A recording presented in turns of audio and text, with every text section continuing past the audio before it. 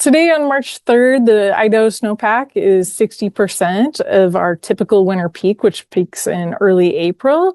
And so we have about a month left to go in the snowpack accumulation season. So let's see what it's going to take to get there.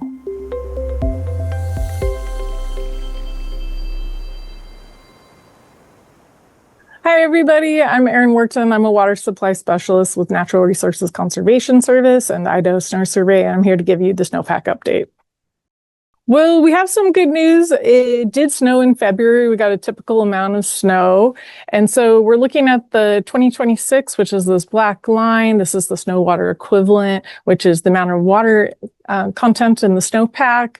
And you can see that we were bouncing around this record low time in 2001, which is that red line here in early February. And then it did start snowing and we saw things creep up, but we're still kind of in this red zone. So that means that we're in the lowest 10 snowpacks that we've had in the SNOTEL record, which started in the early 1980s.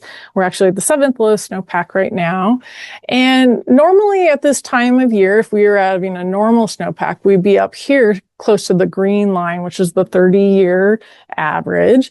And we would have about 80% of our normal snowpack by this time period. But right now we're only sitting at 60% of our normal snowpack. So we have a ways to go. We have about 30 days or so left until we typically reach our peak winter snowpack, which is right at the first week of April, shown by this green X here.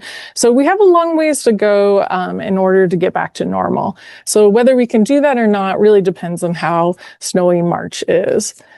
So why are we in such a low snowpack year? You can see this is the temperature departure graphs on here on the right. And I'm just going to scroll down pretty quickly. Here's November, December, January, and February. And you can just see how red they are. So we've just had this very, very warm winter, which means that a lot of the precipitation that we have had has fallen more as rain than snow.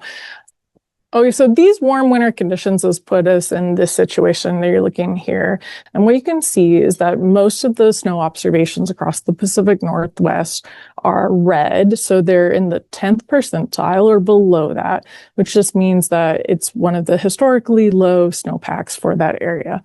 And anywhere where you see a red dot, anything below the 10th percentile is what we would consider severe drought conditions. So you can see the bulk of the Pacific Northwest is experiencing some level of drought because of these low snowpacks. We do have a couple areas where we still have above normal snowpack, and that's those blue or green dots here in the Wood and Lost basins. So that's like the Haley, Ketchum over to Arco area. And then in the Snake River headwaters, which are over here in western Wyoming. And those areas are doing pretty well just because they're high enough elevations that the precipitation has fallen more as snow. So what can we expect in the next 10 days or so? Here we are looking at the QPF, which is just a fancy way of saying how much precipitation we can expect. And the red colors are showing you where the next 5 days, the storms that are coming in are going to be drier than normal areas. And then the blue and green areas are showing where we're going to have above normal precipitation.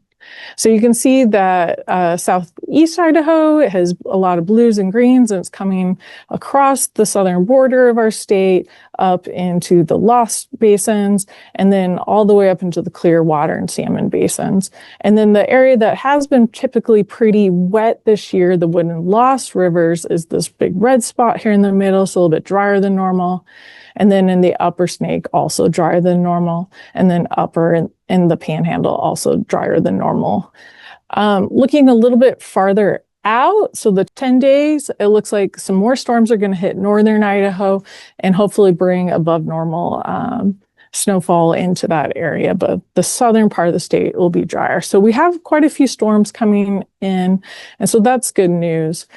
In terms of looking at water supply for reservoir conditions, these are different reservoirs across the state. So the greens are near normal storage, the cyan colors are above normal, and the yellows and orange reds are below normal.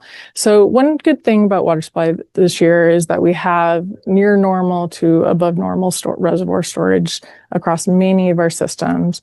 We do see below normal storage here along the southern border, and then in like the Big Wood area.